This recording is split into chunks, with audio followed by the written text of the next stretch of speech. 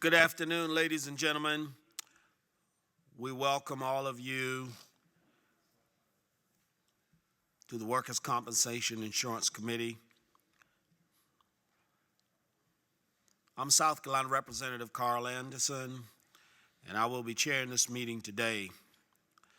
No need for a roll call. Even though they're not here, they're still at lunch. The staff will mark them present.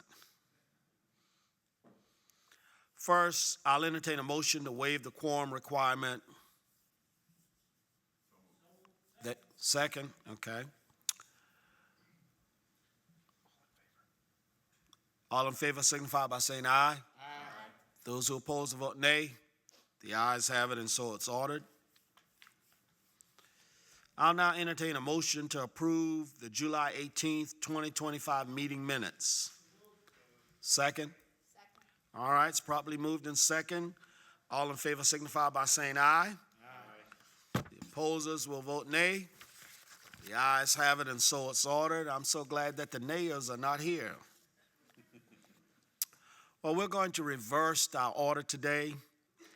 And next on our agenda is a presentation on the Disability Management Employer Coalition. With us here today is Dana Kimkina. Did I pronounce that right? It's Dina Kimkina. It does rhyme. Okay, all right, okay. Whatever you say.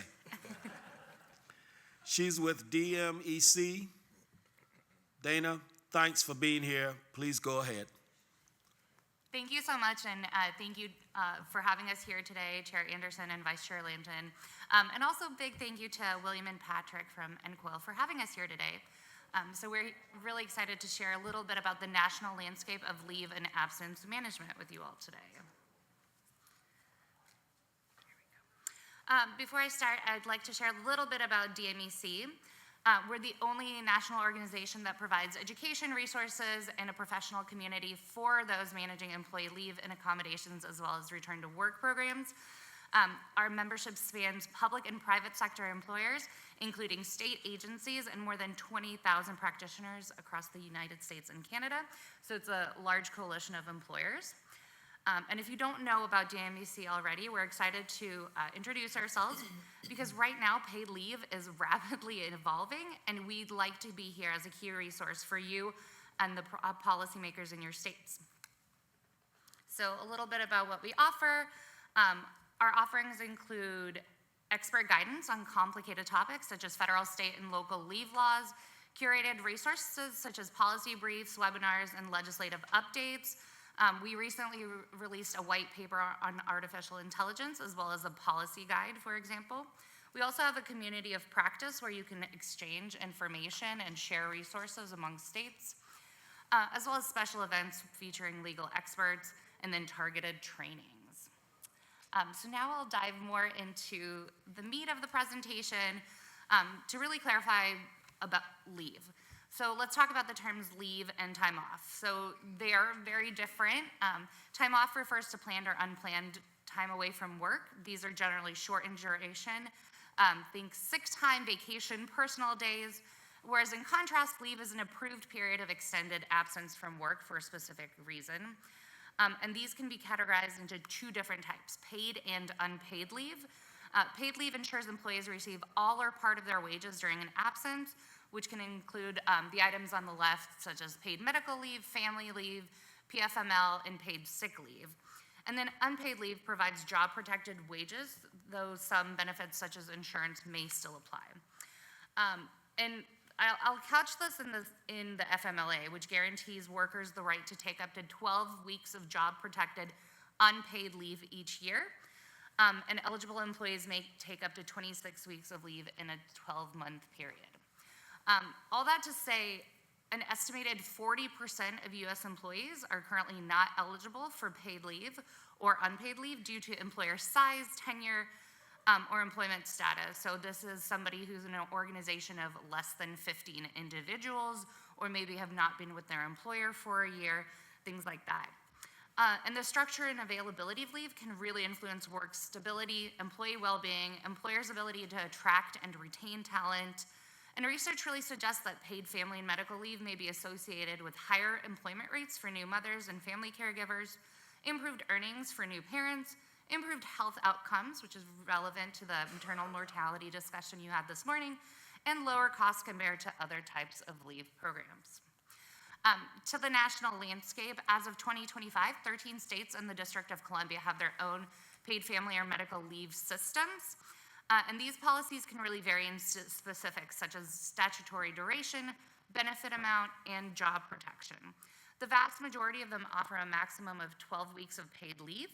And this is the case in Colorado, Connecticut, Delaware starting 2026, DC, Maine starting in 2026, and Maryland also 2026, Massachusetts, Minnesota, New Jersey, New York, Oregon, and Washington.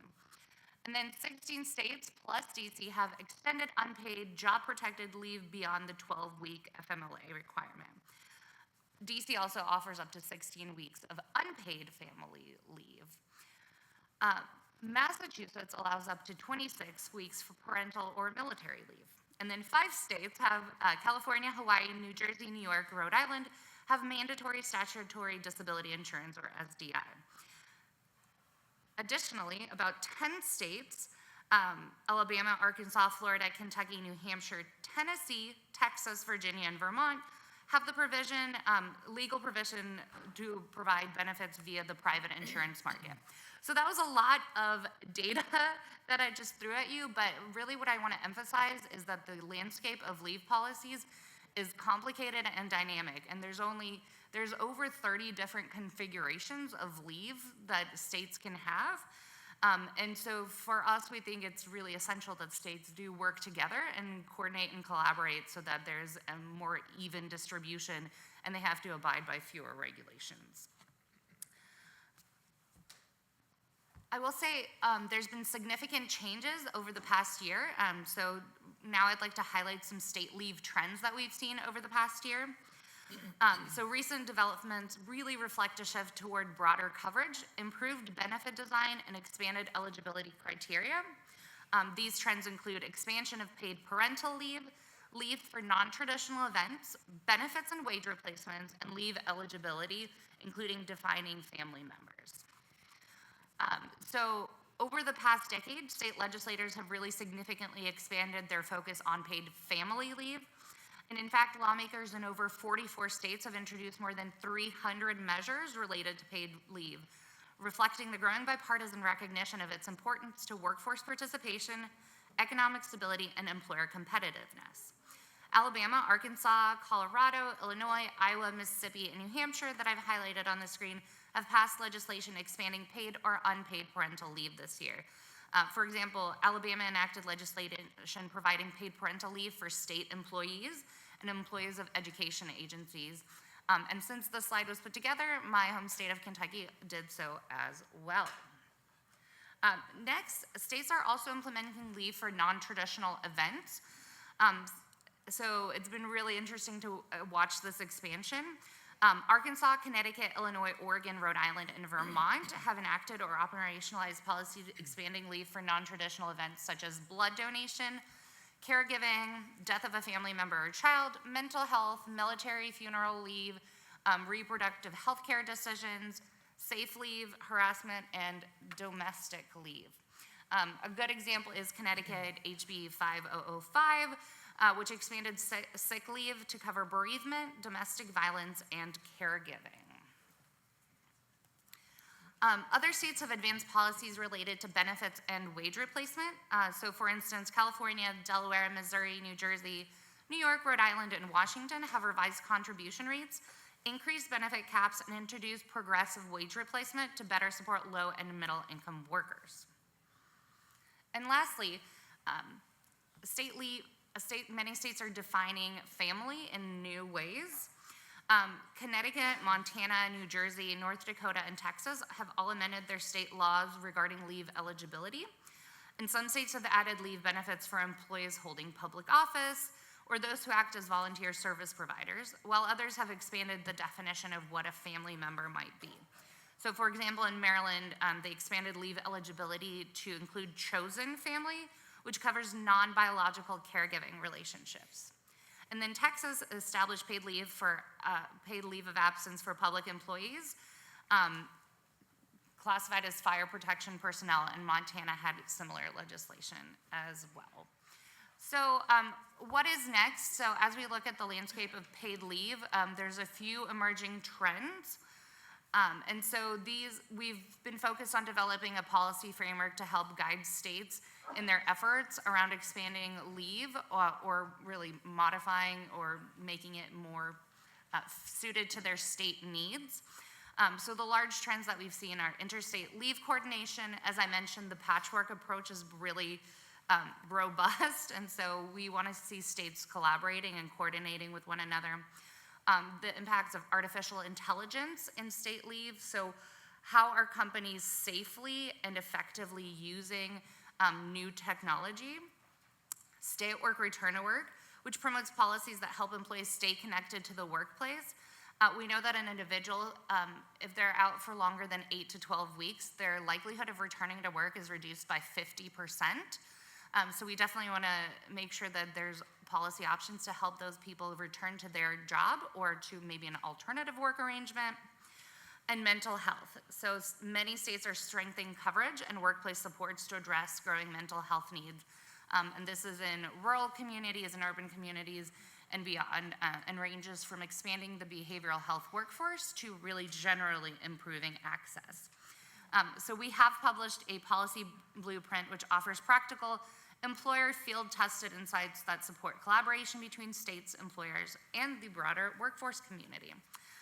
So we'd like to share a few of our resources. We have a lot of paid leave resources, state and local leave law maps, paid sick leave updates, legislative updates. We have a lot of policy resources, and we are offering everyone here a free policymaker account to the DMEC resources. So we'd love to talk to you, see how we can best support you. We really just want to emphasize that DMEC is a resource, so we're happy to provide free information and technical assistance on anything and everything that we've discussed today. So please reach out. We'd love to support you in your work.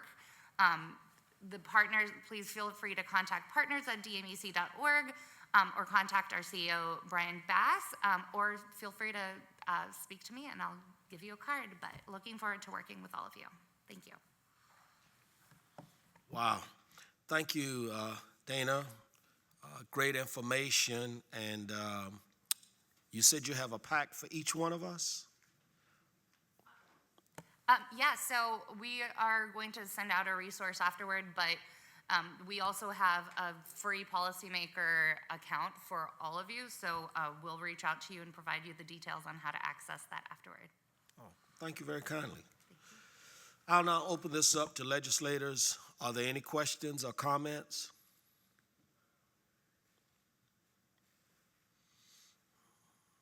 Yes, sir. Come on, Senator. Thank you, Mr. Chairman. Who's going to pay for all these enhanced programs? I believe that the states that are passing legislation have them in their budget. So for the majority of states that have provided state leave, I think that's in their budget. And it's really just providing them to their state employees. So in those states, it's the taxpayer? Yeah. Thank you. Any other questions? Okay. You have done an excellent job. And thank you again, Dana. We really appreciate you being here and providing us with this information. And we look forward to working with you and getting everything from you so that we can carry it back and deal with our various states. Okay. The second thing that we will deal with today, we will continue the discussion and consideration of the NCOIL Experience Rating Modification Model Act sponsored by Indiana Representative Matt Lehman, past NCOIL president for 2 terms, and he's the only one in the history of this organization that has served 2 terms. And y'all who are new here, you're asking, why has he served 2 terms? It's because of COVID-19. And if nobody else takes their shot, Representative Matt Lehman takes his COVID-19 shot because it gave him 2 terms. Yeah. Y'all didn't even clap. I didn't clap. And you can tell I did not write that introduction. Thank you, Carl. I appreciate that. No, on the Experience Rating Model Act, we went into this, I think, with 2 goals. One was my concern that the insured, who is part of a third-party claim, would be hit with an experience modification on their workers' comp, that then once subrogation was completed, it made the insurance company whole, but the insured was never made whole with their additional costs from that experience mod. So my initial proposal was to put that into the system itself and have the carriers recalculate, et cetera. There are a few technicalities on that could be problematic. I think the solution we came to finally is giving them access as part of the subrogation claim. So if the carrier is going to subrogate for their loss, they can actually now include my additional cost as my premium as part of the subrogation. So I think it gets to our desire to give them a path forward to at least have the chance to access that lost money. The second part of this that was important to me was the bidding. That we were seeing some situations where entities would prohibit a bid, even to submit a bid based on your modification. Well, my modification was based on a third-party claim. I had nothing to do with that. I was being adversely kept out of the process. So what we did is we said, you have to allow them to be a part of the process. You can take into consideration their modification when you award a bid, but you can't prohibit them from participating. So what we did with that basically stayed the same, and then we tweaked the first part of that model to talk about the experience modification recouping their lost premium, and I think through the subrogation process is a good compromise and a good path. So the way the model is with those changes is I'm very supportive. We just want everybody to know that this model was introduced at our spring meeting in Charleston, South Carolina, and had a good further discussion at our summer meeting in Chicago. Since then, Representative Lehman has made some changes to the model in response to the feedback, and I think it's in a good place to be voted on at this meeting.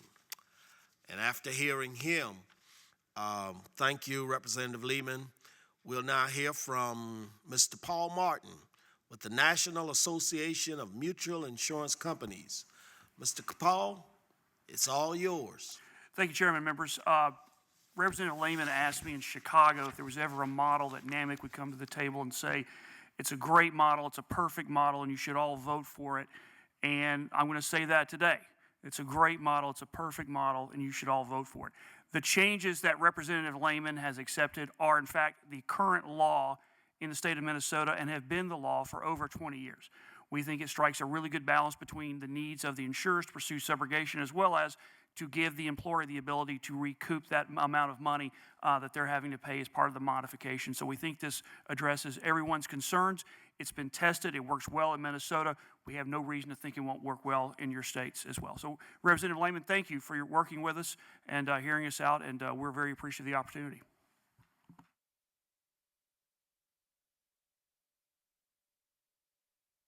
Thank you, Mr. Paul.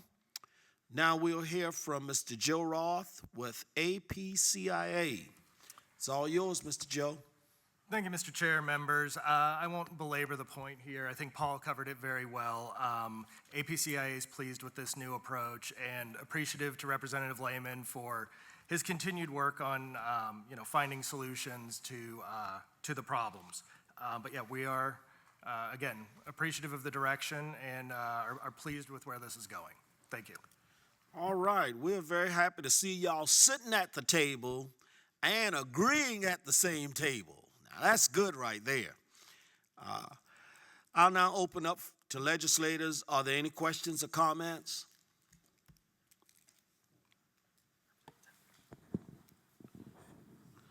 Mr. Chairman, Oh, yeah, Senator, go ahead. parliamentary inquiry.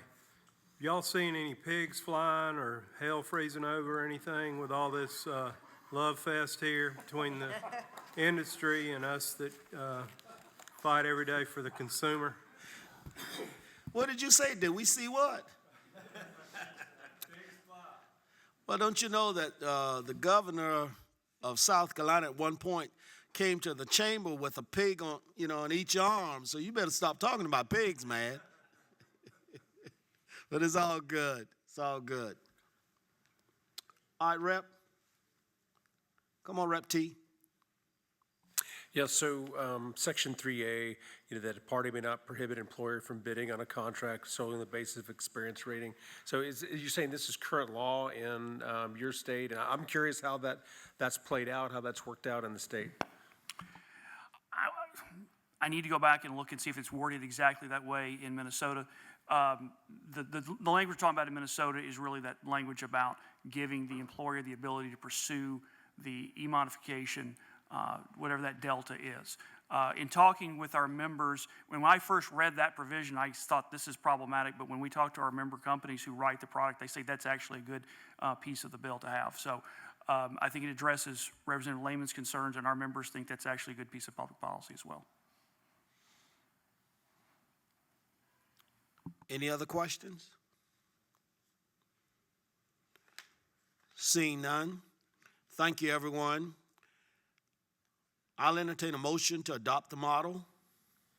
Motion to adopt the model. Do we get a second? It's been properly moved in second that we adopt the model. All in favor signify by saying aye. Aye. Those who oppose will vote nay.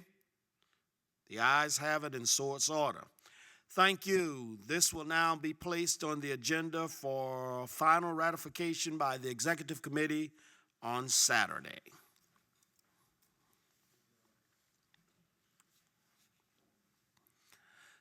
Next on our agenda is a presentation on artificial intelligence and workers' compensation. With us today is Mr. Sebastian. All right. Vice President of Research at the Workers' Compensation Research Institute. Thanks for being here with us. The committee, Sebastian, is listening to hear from you. Please go ahead. It's all yours. Mr. Chair, Mr. Vice Chair, thank you so much, committee members. Thank you so much for having me here. I am trying to advance the slides. But, all right, here we are. Thank you for the introduction. As Mr. Chair said, I am the Vice President of Research at WCRI. What does WCRI stand for? It's the Workers' Compensation Research Institute. We are an independent research organization focusing on public policy issues that are of interest for the workers' compensation sphere. We provide research and analyses that are objective. We do not make recommendations. We do not take positions, and we benefit from a very diverse membership support, including government agencies, employers, insurers, labor advocates, and so on. So, talking about AI, my brief presentation today will be a summary of a study that we published a few months ago at WCRI, focused on exactly this topic, AI in workers' compensation. And the way we approached this topic, very vast topic, right, was in the form of stakeholder interviews. That was the centerpiece of this study. We had 34 semi-structured interviews with stakeholders from workers' compensation, including regulators, insurers, employers, labor advocates, and attorneys. And the crucial questions that we asked were, as you see on the right here, what type of AI are you using? Let's make sure we talk about the same thing.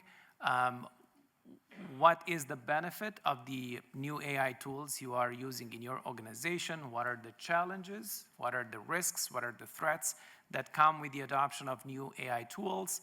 And not least, what have been the best practices you already put in place or you follow, and what is the oversight that you have from regulatory bodies? So starting with the first question, the answer is fairly simple. It's really generative AI, right?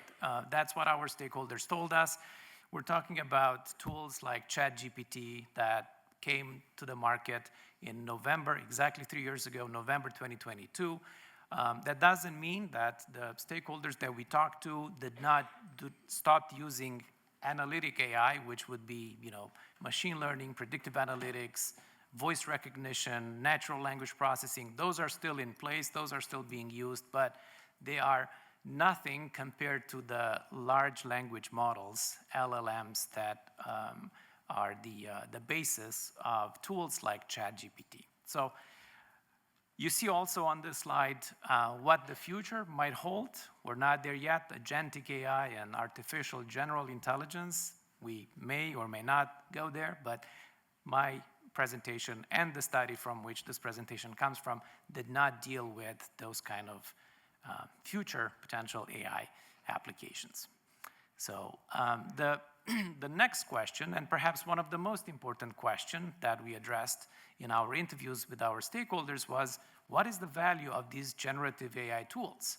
And we received a lot of very nuanced, very refined, very detailed answers and assessments and opinions that we crystallized into these 4 categories. An optimization of the claims processing, an improvement in the medical treatment that is provided to injured workers, the ultimate beneficiary of the workers' comp systems, a better way to comply with the legal requirements of the workers' compensation systems, and not least, a better way to assess injury risk and prevent injuries at the workplace.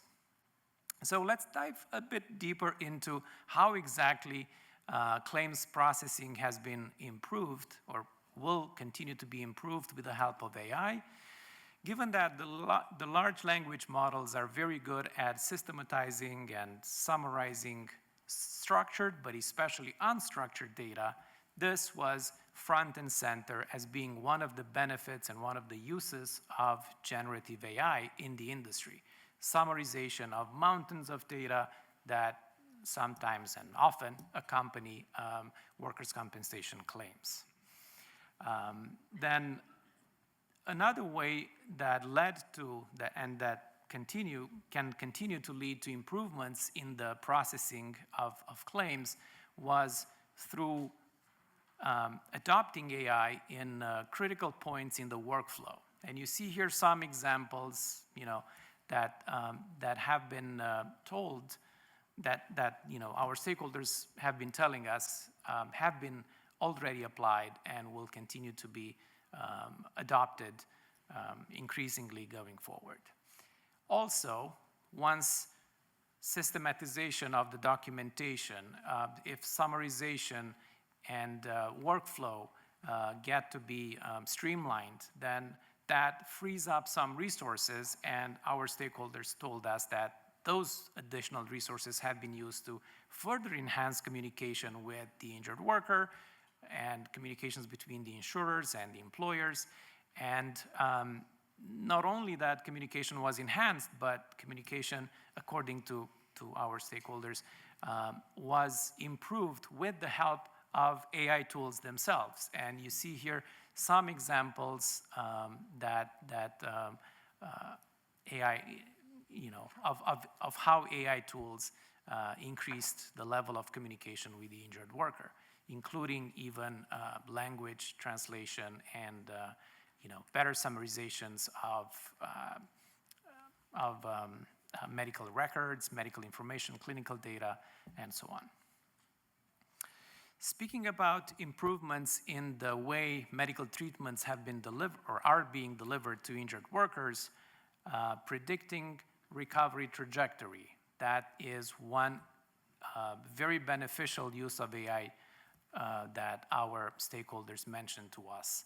And given that the workers' comp system is not only about delivery of benefits, that of course is important, but it's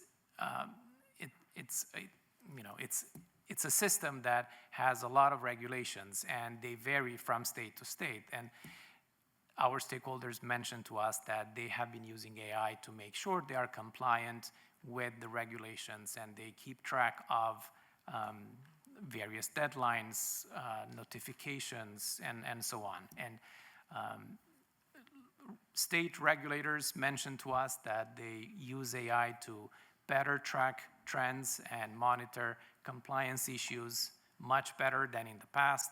And not least, claimant attorneys did bring up to us that AI is a very useful tool for creating legal arguments and researching past cases. And in terms of assessing risk and preventing injuries, this is something that employers and insurers in workers' compensation have been working on quite successfully in the last few years through, say, wearable devices that would allow both an employer as well as an insurer to monitor injury risks in real time. AI is taking everything to the next level. This kind of information is not only providing real-time monitoring, but also is analyzed by AI, and risks are assessed even better. And even in the case of conditional on an injury occurring, the readiness of the return to work for the injured worker is better assessed with the help of AI tools. So a lot of benefits, right? But with benefits come challenges, threats, and potential issues. And here are a few, and they are quite intuitive. Everybody is talking about how AI in general can bring a lot of good, but a lot of potentially problematic situations as well. And they refer, in essence, to potential biases, discrimination, lack of data protection. You're dealing with a robot ultimately, and from the perspective of the injured worker, there's a lack of empathy, and that can, of course, be a problem for the recovery of the injured worker. And the garbage in, garbage out criterion applies in the case of generative AI as well. These tools are only as good as the input you're providing them with. And sometimes, even if the input is good, the output can still be bad if the algorithms are not accurate enough or they're not precise or good enough, right? So, and you see here some ways in which our the stakeholders we interviewed are dealing already with these kind of situations, and they follow a number of principles that have already been established back in 2020 by the National Association of Insurance Commissioners. And what we also heard through our interviews was that some of the organizations that we interviewed already have internal committees making sure that when they adopt AI tools, they abide by these principles of safety, consumer-centric, making sure they don't hurt the injured worker, and so on. And they also have even third-party auditors to make sure that they do comply with these principles. There's also an emerging body of legislation, and you see here some examples. These are not examples of legislation that applies specifically to AI in workers' compensation. It's regulations and standards and guardrails that apply to insurance in general, to the use of AI in insurance in general. And you can see that there's a lot of mention about claim denials, making sure they're not just done by a machine, right? A human always need to be involved, like in the case of the Senate bill from Florida that's up on the slide. There has been interest in making sure discrimination is reduced as much as possible, biases, transparency, various safeguards and whistleblower protections, and so on. So there's a lot of interest, and there's of course a lot of efforts that are now put into making sure AI is, there is a proper AI oversight.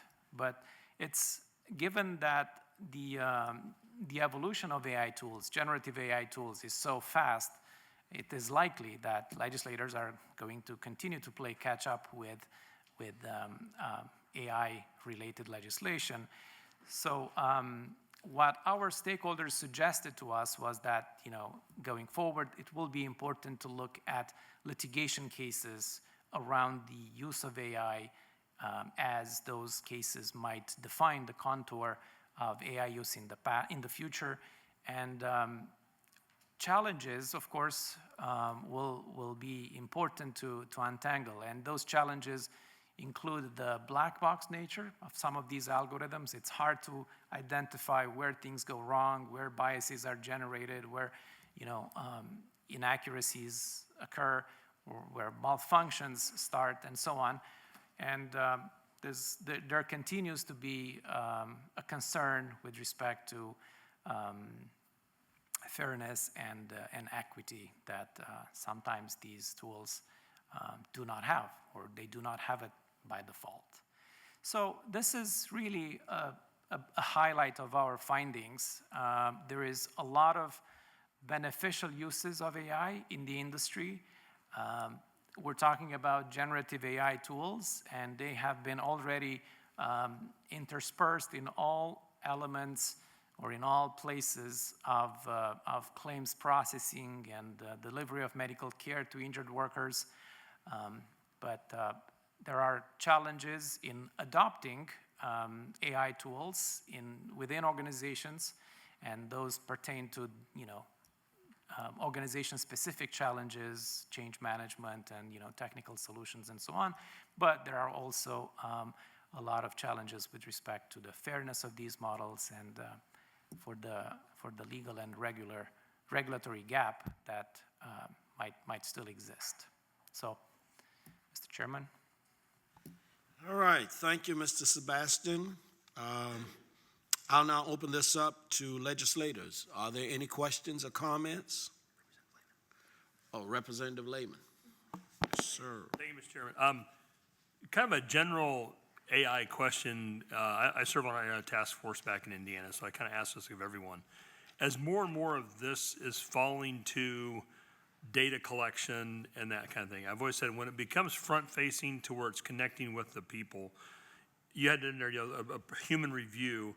Should there be some disclosure that this was AI generated, that this information or this email or this, because they did a demonstration where the person was actually having a conversation with a person, and the person was an artificial human being, which doesn't exist. And they asked the question, "Are you a human being?" And she laughed. And I mean, you would never know without it being disclosed. So should these things that are going to be used more and more and more, if they become front-facing to the client or to the patient or whoever in the work comp space, should that be disclosed prior to the information being provided? So I can speak from the perspective of our study. As an independent research organization, we do not make these kind of recommendations. But what we heard in these interviews was that definitely should be the case, that there should be an awareness and the transparency to the injured worker, to the ultimate beneficiary of the system, that some of these outputs, both in the conversation or in the care that's being delivered, or in the communication to the injured worker, should be clarified as being coming from AI or with assistance of AI or without the assistance of AI. So there's definitely this kind of concern that we perceived when we were conducting these interviews. Yep. Thank you.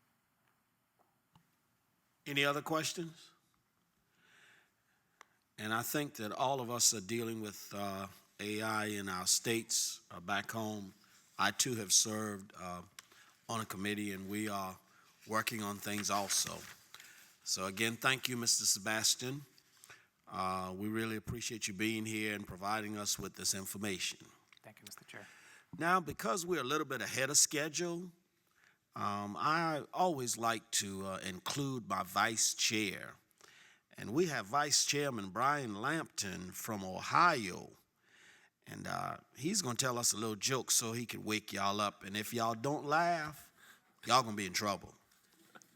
Thank you, Mr. Chair. You know, it's interesting you've asked me to do this. I recently turned 60 years old, and I reminded it, you know, it's tough getting older. I looked up at the light and started walking toward it. You know, it is tough getting older. I walked into an antique store, and they wouldn't let me leave. I asked Siri about my life expectancy, and she changed the subject.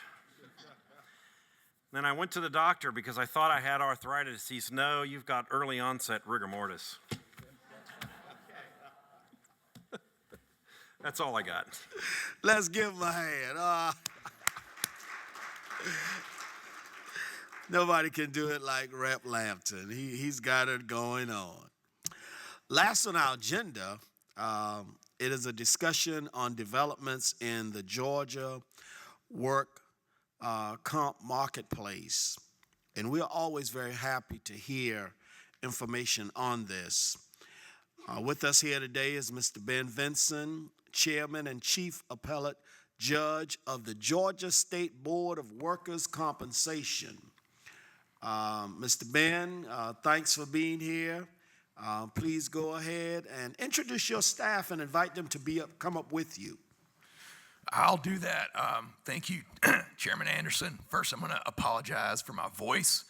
I woke up yesterday morning and lost my voice, so got that going for me. I blame the Arctic weather that we had here in Georgia on Monday and Tuesday, but I'm going to try to speak directly into the microphone so that you can't actually hear what I'm saying. So I really appreciate that, Chairman Anderson. And I'll go ahead and bring up, so I've got one of my other appellate judges and directors, Nira Ball, is here with me. And then our executive director, Delise Brooks, is here with me. And if y'all want to come on up, you can. And then I've got Tim Milston, who is my director of self-insurance and licensure. So I'm proud to have them here with me. So here's what I want to say. I just want to say, Wait a minute, hold yep. on. Mr. Sebastian, your time is up. That means you leave the table. All right. Now, come on up, y'all. Yeah, okay. There you go. Thank you, Mr. Sebastian.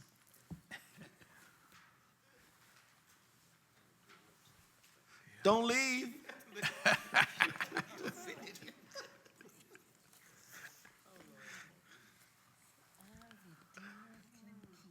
There you go. Now, y'all turn those name tags down so nobody wouldn't think y'all are the other person, you know. Okay. All right. Go ahead. Well, thank you again, Chairman Anderson. Got Judge Ball here, Delise Brooks, and Tim Milston, really core part of our team at the state board.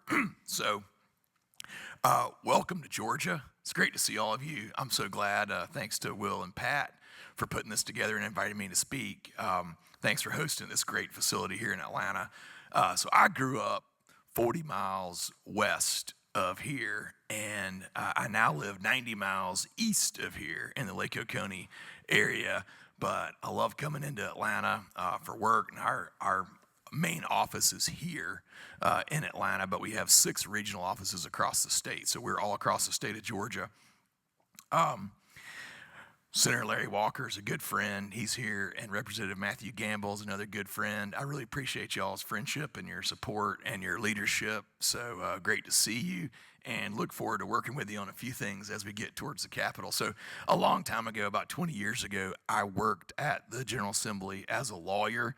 So I really enjoy going back down to the Gold Dome. It doesn't scare me. I know there are other people that get scared when you talk about doing that, but I love going back to the Capitol and working on policy issues. So, so essentially, I'll give you a little overview kind of quickly of how it works, who we are, what we do, and then I might even talk about a couple of legislative issues at the end. So as Chairman Anderson said, so I'm the chairman and chief appellate judge. So Judge Ball and Judge McKay and I sit as a 3-judge panel. The appellate level, so you go to our trial division first. We have 12 trial court judges, 4 judges that are also in our ADR divisions. We have 16 kind of first level judges. Then we've got 3 second level judges. So we're all appointed by the governor to 4-year terms. I was first appointed in 2017, then reappointed in 21 and made the chairman that year, and then reappointed this year in May. So we not only administer the whole system, we're essentially a state agency, only have 120 employees, but we have this, kind of regulatory operational side of our jobs, but then we also have the judicial side. So it's a good setup. I think our goal is to keep the system stable and balanced in the state of Georgia. We have a really good system, and my job is just to not mess it up. So here's essentially what we do. So every year we have around 300,000 employers in the state of Georgia and about 5 million employees. We essentially help the administration of transferring about $1.7 billion a year from the employer-insurer side over to the injured worker side. So those are kind of the numbers that we're looking at here in Georgia. That's what we do. So the whole agency is set up to help that process, to make it smooth and efficient. You're an injured worker, you need to get medical, and then you need to get back to work. So we help both sides, and we do it equally, and we try to be responsive to the employers and to the employees in the state of Georgia. Couple of trends that we're seeing lately.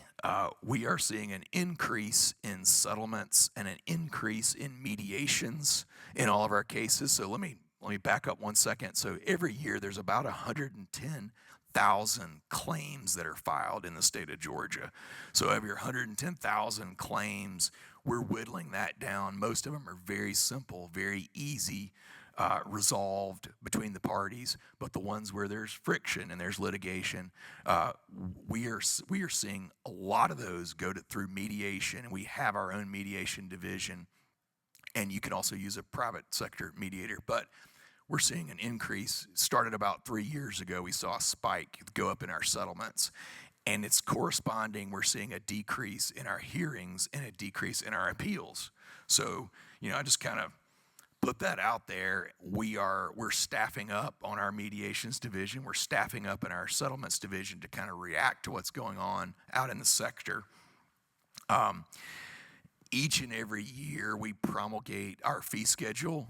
We put it out at the beginning of April. So April the 1st, we spent a lot of time working on that to make sure that we've got good doctors and good providers in the system, but then we also don't have out of control cost. So it's a balancing act. We take a lot of input on that every year and focus on it. And so that's a big part of what we do, kind of the administration side of the job. We also have the ability to promulgate rules and regs. So we have really an ongoing all year process, but we try to get those rules out on July 1 every year.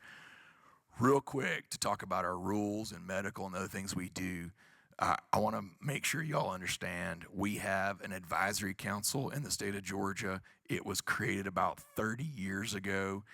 It was created because of a huge firefight that occurred at the Georgia Capitol between employers and injured workers and labor. It was a major disruption. There were some leaders at the Capitol at the time who decided that it would be a better approach and a better system if the workers' comp stakeholders could just gather together every year and talk things out and then come back to the Capitol with consensus proposals and try to work out our own problems, basically. So we are dedicated to doing that. It's about 90 members that are on the advisory council. I appoint them, and there are people that have been there forever and people that are new, and I rotate them out every year. We have 7 different committees, so we just met in October and had our big advisory council meeting, but we meet with them and talk to them all year long. Very helpful. I think it's a great tool that we have, super helpful to me in my job to help with policy and then the legal issues that we're looking at. So just talking about that, one of the things that the advisory council does, they really help us vet legislative issues.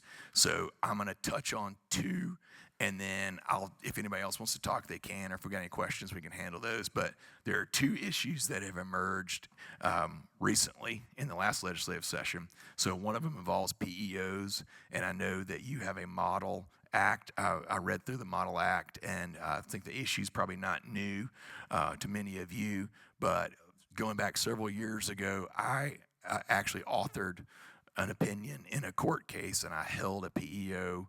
I'd say the appellate division, 3 judges of us, we all held a PEO liable in a case where an injured worker essentially fell through the coverage crack. It was a pretty bad factual situation, and so we used a statutory employer scheme and held a PEO liable where that PEO was trying to not be liable because of the terms of their agreement. So since then, there have been a couple different efforts at the Capitol by the PEOs to allow Georgia law to change so that they would be able to control their liability by contract. So essentially, advisory council studied it. There's a bill that's pending in the Georgia State Senate right now. It's House Bill 250. So it passed from the House, went to the Senate. That bill was looked at by my advisory council, and of all the people that are involved in workers' comp, they evaluated it, and they suggested to me there are probably more concerns than benefits with that bill. It's a model act. There's a lot of it that would probably be a good thing no matter what, but there are a couple provisions that really penetrate that premise that you should have full and complete coverage in workers' comp. That's why the system works, is that you don't have people that fall through the coverage crack. So once you have full coverage and everybody knows what you're supposed to do, then the system should work efficiently and properly. So I do think there are some systemic concerns, and I know that debate is going to continue as you go into the next legislative session. And then there's another issue that's emerged, what I find kind of interesting. It actually involves longshoremen. So as you may have read, the Georgia Ports Authority has been coming on strong the last several years, going back, I guess, the last 10 or 15, 20 years.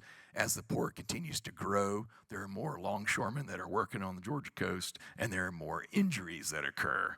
So Georgia is currently a concurrent jurisdiction state. So an injured longshoreman can file a federal claim and a state claim at the same time and pursue both. Both systems have an offset, so you can't actually get double your TTD or double recovery at the same time. One would be subtracted from the other one, but you can kind of use both systems simultaneously, and very good lawyers know how to do that. And so there's a push. Right now there is a bill pending in the House and in the Senate that would move us from concurrent jurisdiction to exclusive federal jurisdiction. So in that case, an injured longshoreman would only be able to file under the Federal Longshore Act. You know, there are different ways to look at it. It's kind of a debate between the labor side and the employer side, and in this case, kind of a particular very large employer at the Georgia coast. But we studied it in advisory council and have pretty good white paper to explain the issue. And I think I'm just going to be able to respond to the members of the General Assembly if they want to know more about it. I'll tell them all that I know and how it works, and then they will be able to make a policy call on that bill. But I think it's very interesting. Finally, the mod factor discussion you had earlier, we have subrogation in the state of Georgia is a consistent issue. We hear about it from the employer insurer side in particular. I think if you wanted, I've seen studies that show that Georgia is the most draconian state in the nation out of all 50. It's kind of the toughest to use subrogation to recover once you've paid out on a workers' comp claim. So there's always interest in Georgia about what can we do. And I have heard some discussions very recently about the mod factor and the experience rating and how you might be able to alter that. So it's very topical. I'm glad that I was here today to hear that, and I'm glad Tim in particular was here to hear that. We are going to continue that discussion. It was really enjoyed hearing that from y'all. So with that, I'll just stop and I'll just say thank you so much for having me. We have a great system in Georgia. We have great people that work at the state board, and I look forward to working with the members of the General Assembly going forward. Thank you, Chairman Anderson. Thank you, Mr. Ben, and thank you, staff, for being here with him. As you were talking about longshoremen, I reached over and told our assistant that growing up, we had longshoremen in Georgetown, South Carolina. And I tried after, getting into college and all, and over the summer, I tried getting a job with them, and they would never hire me. They had gangs, they called them gangs back then. They had 6 gangs. And every time I went, they would have all these ships coming in, but I was never selected to be a part of a gang. I felt so bad. I'm sorry to hear that. But they probably knew that I would probably need workers' comp. That's right. Do we have any questions? Anyone have any questions for Mr. Ben? Certainly, we want to thank him and his staff once again for being here today and giving us a wealth of information. And thank you for going through that. Even your throat is a little, sore, but thank you for giving us all of that information. Thank you. Any other business?